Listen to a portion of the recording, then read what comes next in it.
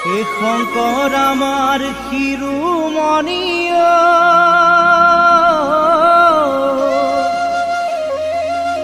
এ মাধৱ বনৰ মণি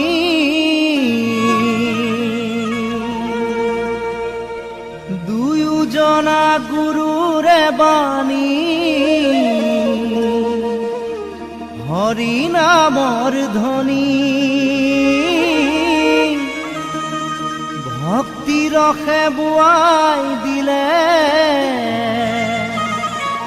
নাম অমৃতৰ নদী।